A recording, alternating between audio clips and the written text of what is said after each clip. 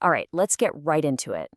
If you're going to master aerosol science, say for a PhD defense, you have to start with something you can't even see, the gas. I mean, an aerosol is just tiny particles suspended in a gas, right?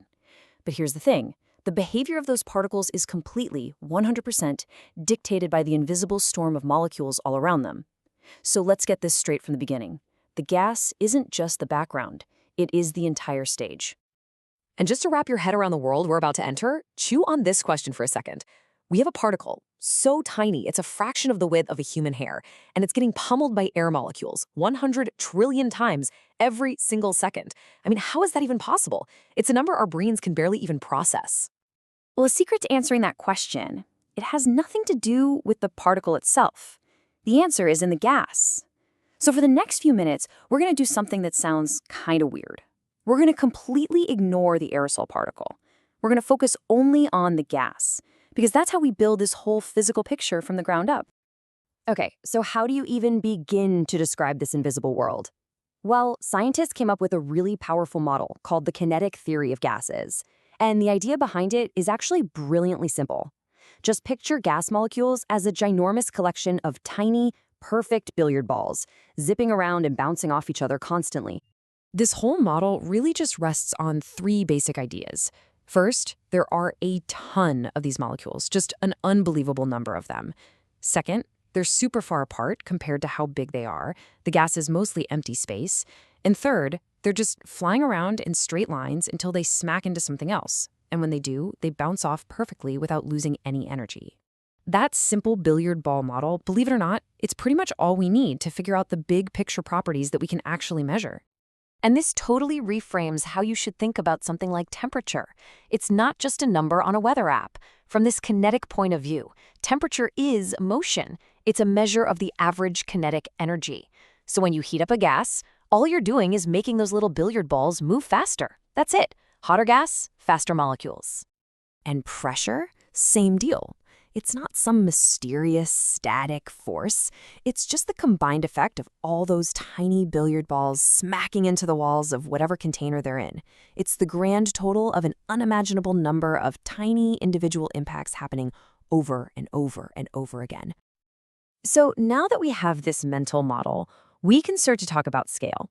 And there's this one concept that is absolutely key to understanding how a gas is going to interact with a particle.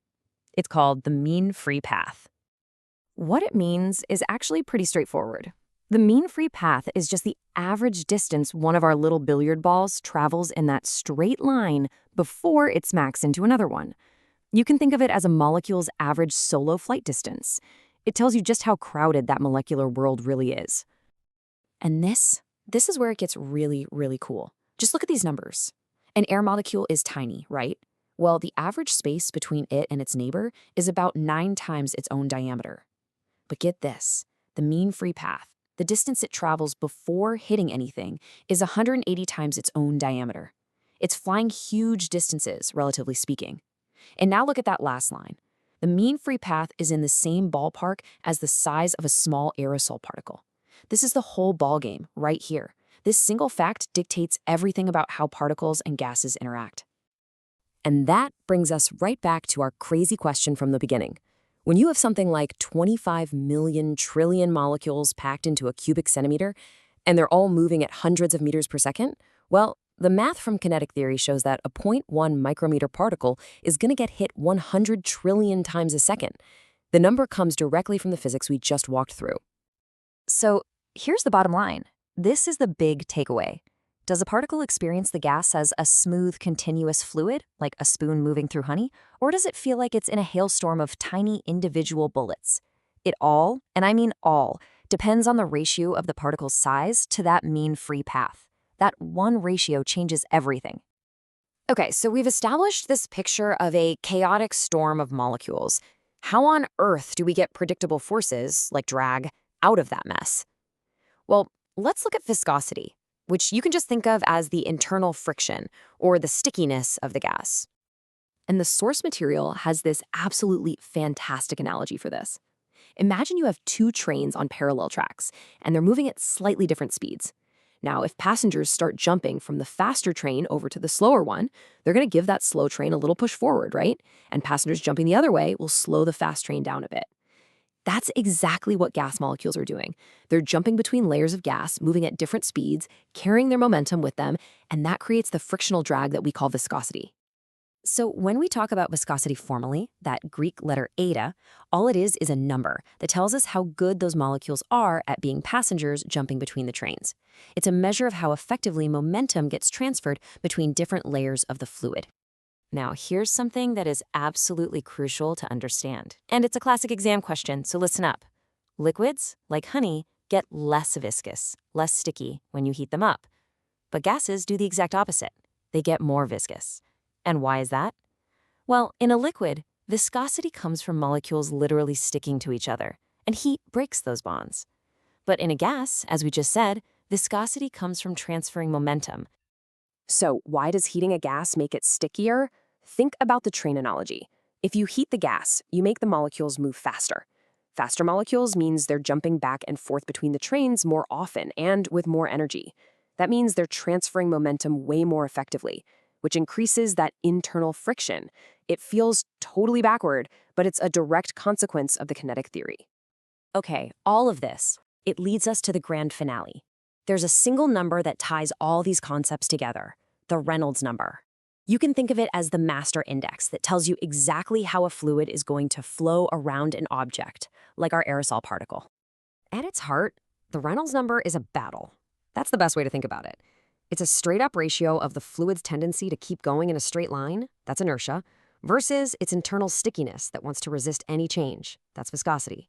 And whoever wins this battle determines the entire nature of the flow. You can see the story right there in the formula. Up top in the numerator, you've got team inertia, density, velocity, and the size of the particle.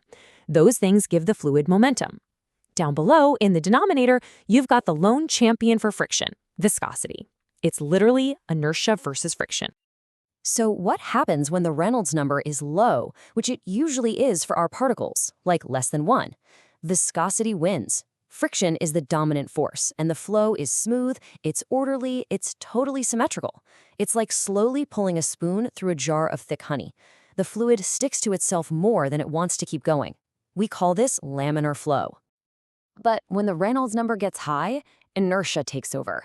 The fluid's tendency to just keep plowing ahead overwhelms its own internal stickiness.